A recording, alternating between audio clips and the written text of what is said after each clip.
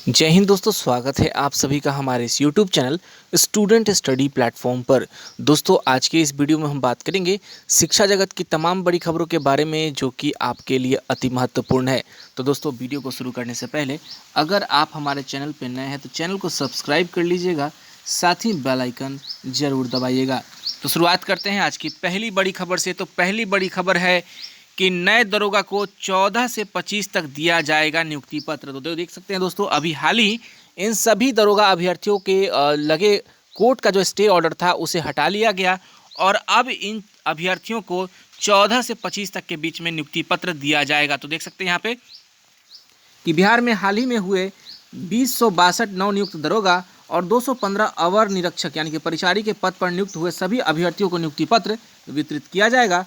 14 से 25 जनवरी तक सभी डीआईजी के कार्यालयों में इन सभी नवनियुक्त दरोगा को नियुक्ति पत्र दिया जाएगा। जिन दरोगा का घर जिस डीआईजी क्षेत्र में पड़ेगा उन्हें वहां पहुंचकर निर्धारित तारीख के बीच जाकर नियुक्ति पत्र प्राप्त करना होगा। तो देखिए, जैसे ही यहाँ कोर्ट का केस जो था उस केस पे स्टे लगा था और स्टे लगने के बाद उस केस को डिसमिस किया गया और डिसमिस करने के बाद देखिए अब इनकी नियुक्ति का रास्ता साफ हो चुका है। और यहाँ पर देखिए, यहाँ पर ऑर्डर भी आ चुका है कि आप 14 से 25 तक आप अपने क्षेत्र के डीआईजी जो ऑफिस है वहाँ से जाकर नियुक्ति पत्र प्राप्त कर सकते हैं। तो ये एक अच्छी खबर है दरोगा अभ्यर्थियों के लिए जो पिछले 6 महीने से अपने नियुक्ति का इंतज़ार कर रहे थे, वर्दी पहनने का इंतज़ार कर रहे थे। तो उनके वर्दी पहनने का जो सपना था अब वो साकार होता हुआ दिखाई दे रहा है। दोस्तों, अब बात करें अगली खबर पर। तो अगली खबर है कि कोरोना संक्रमण से शिक्षकों की नियुक्ति पर लग सकता है ग्रहण। तो देख सकते हैं कि राज्य में जो 1.25 लाख शिक्षकों की पद पर चल रही थी नियुक्ति, उस पर कोरोना का जो है कि ग्रहण मंडराता हुआ दिखाई दे रहा है। तो देख सकते हैं यहाँ पर कि कोरोना संक्रमण के मौजूद रफ्तार को देखते हुए राज्य के करीब 1.25 लाख शिक्षक पदों पर नियुक्ति की प्रक्रिया पर ग्रहण लगने के आसार हैं। जानकारों की माने तो सरकार के गृह विभाग द्वारा जारी दिशा निर्देशों के अनुपालन में भी इसकी घोषित गतिविधियों का निर्बाध संचालन नियम विरुद्ध होगा। सभी जानते हैं कि काउंसलिंग और नियुक्ति पत्र वितरण में भारी संख्या में भीड़ जुटने वाली है और मौजूदा लागू सख्ती के विरुद्ध होगा। दूसरी तरफ फरवरी में कोरोना संक्रमण के तेज होने के आसार है। तो यहाँ देख सकते हैं दोस्तों कि जो फरवरी में नियुक्ति पत्र बांटने की बात यहाँ कही गई थी शिक्षा विभाग की तरफ से, उस पर अब जो है कि संशय जो है कि मंडराता हुआ दिखाई दे रहा है, क्योंकि कोरोना जो है कि कहा जा रहा है कि फरवरी महीने में पीक पे होगा। पीक पे मतलब कि बहुत टॉप पे चला जाएगा और उस समय अगर नियुक्ति पत्र दिया जाएगा तो भारी संख्या में भीड़ जुटने की संभावना है। और आपको पता ही है कि कोरोना भीड़ वाले इलाकों से ही ज़्यादा फैलता है।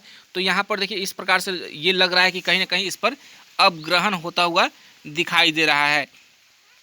और यहाँ देखिए 17 तारीख को जो काउंसलिंग है स्टार्ट, उस पर भी देखिए यहाँ पर सवाल उठने लगे हैं। तो जानकारों की माने तो गृह विभाग के आदेश का पालन हुआ तो 17 से 28 तक जो 7 दिनों की काउंसलिंग है यहाँ पर वो भी मुमकिन होता दिखाई नहीं दे रहा है, क्योंकि किसी भी आयोजन में 50 से अधिक लोगों को जुटने की मनाही है और काउंसलिंग में भीड़ में वैसे भी सैकड़ों छात्र पहुँचेंगे। तो देखिए यहाँ पर सीधा सीधी समझ में आ रहा है कि अब लगता है कि कोरोना का जो संकट है उस कारण से अब अभ्यर्थियों की नियुक्ति जो है कि थोड़ी और डिले हो सकती है।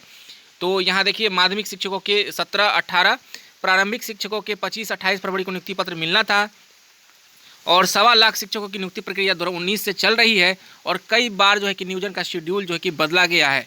और 13,000 शिक्षकों के पद के लिए तीसरे चक्र के लिए काउंसलिंग की जानी थी अभी, लेकिन ये सब चीज़ अब कोरोना के चलते डिले होता हुआ दिखाई दे रहा है। तो अगली खबर पे बात करें तो अगली खबर है बिहार एसएससी प्रथम इंटर स्तरीय को लेकर। तो बीएसएससी प्रथम इंटर स्तरीय बहाली को जो है कि संकट का बादल चारों तरफ से छाता हुआ दिखाई दे रहा है। तो जैसा कि दोस्तों आपने देखा कि अभी तक इस मामले में 2 केस सामने आ चुके थे, जिसमें पहला केस आप देख रहे हैं आपकी स्क्रीन पे है CWJC केस नंबर देखिए यहाँ पर 20/854/21, ये पहला केस न्यू एनसीएल को लेकर था। और उसके बाद एक और केस की जो है कि जानकारी मैंने आप सभी को दी थी। तो ये दूसरा केस मैं आपको दिखा देता हूँ। दूसरा केस आप सभी के सामने यहाँ देखिए, यहाँ पर आप देख सकते हैं। तो यहाँ देखिए आपको ये सुबह में मैंने बताया था कि दूसरा केस यहाँ पर CWJC 523/2022, इसमें एडवोकेट जो है अलका वर्मा है, पेटिशनर रंजय कुमार शर्मा है। और देखिए यहाँ पे पेटिशनर जो है बहुत सारे पेटिशनर इस केस में शामिल थे। ये बातें मैंने आपको पहले बताई थी। लेकिन इस केस के अलावा आप देखिए यहाँ पे केस किस पे किया गया था, ये देख लीजिए एक बार फिर इस पहले। यहाँ पे बीएसएससी के जो है कि चेयरमैन है, सेक्रेटरी है, ज्वाइंट सेक्रेटरी पे किया गया था। यानी कि मुख्य रूप से जो रिस्पोंडेंट थे इन तीनों को बनाया गया था इस केस में। इसके अलावा एक और केस जो है कि आप सभी के सामने मैं दिखाना चाहूँगा कि ये केस भी जो है कि बीएसएससी प्रथम इंटर स्तरीय को लेकर है। तो देखिए यहाँ पर CWJC 21/325/2021, यानी कि 2021 का ही ये मैटर है, ये नया कोई केस नहीं है। यानी कि पिछले महीने में ही ये केस हो चुकी थी। तो देखिए यहाँ पर फाइलिंग कब हुई थी, तो देखिए डेट ऑफ फाइलिंग 21 दिसंबर और रजिस्ट्रेशन डेट यहाँ देखिए 29 दिसंबर 2021, यानी कि 29 दिसंबर को यहाँ पर ये रजिस्ट्रेशन हुआ था। इसमें देखिए पंकज कुमार पेटिशनर हैं और यहाँ देखिए पेटिशनर एडवोकेट हैं ब्रिस्केस्टू शरण पांडे। तो यहाँ पर देखिए ये केस जो है दोस्तों, यहाँ पर सबसे बड़ी चीज़ ये केस किया गया है। तो इसमें रिस्पोंडेंट बनाए गए हैं यहाँ पर गवर्नमेंट ऑफ बिहार के principal secretary general administration department, यानी कि सामान्य प्रशासन विभाग को, बिहार स्टाफ सिलेक्शन कमीशन को, चेयरमैन बीएसएससी, सेक्रेटरी बीएसएससी और एग्जाम कंट्रोलर बीएसएससी। तो ये केस क्यों किया गया, और इस केस में देखिए पेटिशनर दो और हैं, अभिषेक कुमार, मदन कुमार। तो ये केस क्यों किया गया, तो ये केस देखिए दोस्तों बीएसएससी के खिलाफ जाकर छात्रों ने फिंगर मिसमैच के लिए केस किया। हालांकि फिंगर मिसमैच का एक और केस आपको मैंने दिखा दिया, लेकिन ये 2-3 अभ्यर्थी अलग से अपने फिंगर मिसमैच के लिए इन्होंने केस किया था। और सबसे बड़ी चीज़ कि इसमें गलती किसकी, तो ये गलती कहीं ना कहीं आयोग की है कि अगर आयोग को फिंगर मिसमैच अगर दिखाई दिया और छात्र कह रहे हैं कि एक दो छात्र थोड़ी ना इसमें कह रहे हैं कि इसमें करीबन 100 से 150 छात्र जो कह रहे हैं कि वो जेन्युइन है, लेकिन उनका जो है कि गलती की वजह से, उनके बायोमेट्रिक मशीन की गलती वजह से उनके फिंगरप्रिंट्स का निशान सही नहीं मिल पा रहा है। तो आयोग को चाहिए कि जब ऐसे छात्र अगर सामने आते हैं तो उनका एक एफएसएल की टीम बैठाकर, जांच टीम बैठाकर इस जांच को अच्छे तरीके से कराकर छात्रों को न्याय दे सके। तो ये जो है कि नौबत ही नहीं आती, लेकिन आयोग चाहती है कि कहीं ना कहीं इस मामले में वो जो है कि ढिलाई कर रही है। वो चाहती है कि छात्र आयोग जाए और कहीं ना कहीं इस बहाली पर रोक लगे, और जो है कि वो चाहता ही है कि बहाली पर रोक लगे। और इस तरह से बहाली लटकता लटकते 7 साल हो ही गया, 7.5 साल, अब 8 साल, 9 साल, 10 साल, एक रिकॉर्ड नया कीर्तिमान बनाने में शायद बीएसएससी जुटा हुआ है। तो आपने ये देखा इस केस में, और सबसे बड़ी चीज़ की इस केस की सुनवाई आज इसकी लिस्टिंग है, देख लीजिए 10:30 बजे, 11 बजे के आसपास इस पर कुछ ना कुछ न्यूज़ आ ही जाएगा। तो ये देखिए करंट लिस्टिंग पोजीशन जो है यहाँ पर सीरियल नंबर 13वें पर है, पीवी बजंत्री जी के कोर्ट रूम में है। पीवी बजंत्री जी इस केस की सुनवाई करेंगे। तो देखिए कहीं ना कहीं बिहार एसएससी प्रथम इंटर स्तरीय को किसी ना किसी की नज़र लग गई है, और वो नज़र लग गई है कहीं ना कहीं वो बीएसएससी आयोग की ही खुद की नज़र लगी है, क्योंकि बीएसएससी आयोग कहीं ना कहीं चाहता है कि इस बहाली को जितना ज़्यादा से ज़्यादा लटकाया जा सके, उन्हें बहाना मिल सके। क्योंकि पहले देखिए न्यू एनसीएल का मैटर था, उनको लेना था नहीं लेना था इस बारे में संबंधित विज्ञापन में ही कुछ ये मेंशन नहीं किए, यानी कि वहाँ पे वो भी क्लियर नहीं थे।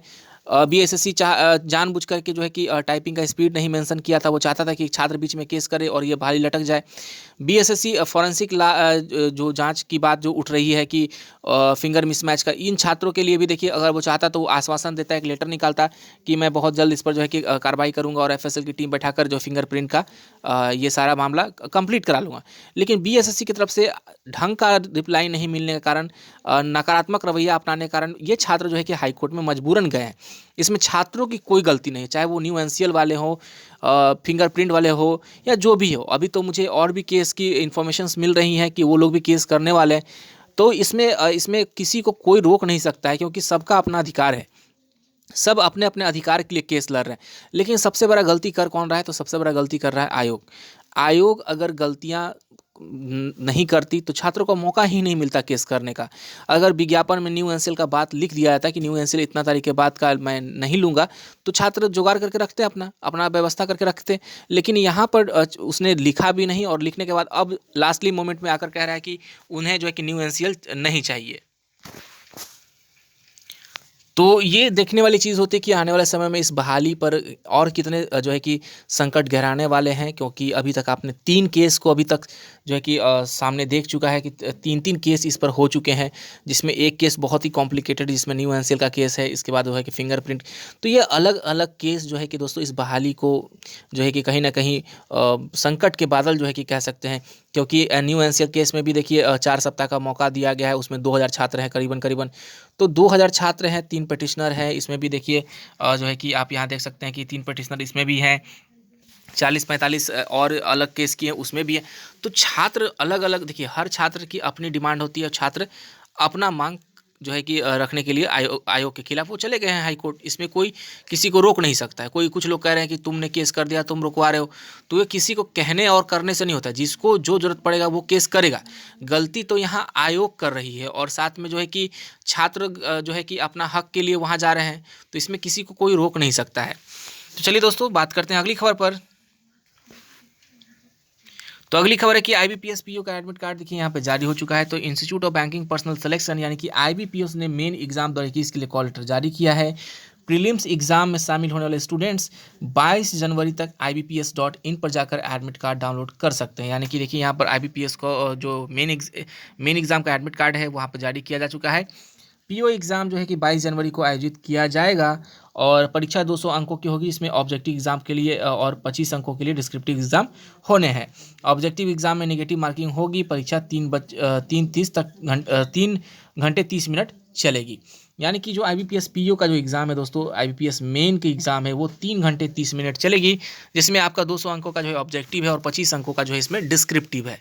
ठीक है, तो ये एग्ज़ाम के लिए एडमिट कार्ड जो है कि जारी किया जा चुका है मेन एग्ज़ाम के लिए। तो जो भी सफल कैंडिडेट्स हैं प्रारंभिक परीक्षा में, पीटी परीक्षा में, वो अपना मेन एग्ज़ाम एडमिट कार्ड जो है कि मेन एग्ज़ाम का एडमिट कार्ड डाउनलोड कर सकते हैं। तो चलिए दोस्तों, आज के लिए बस इतना ही। आप सभी का बहुत बहुत धन्यवाद।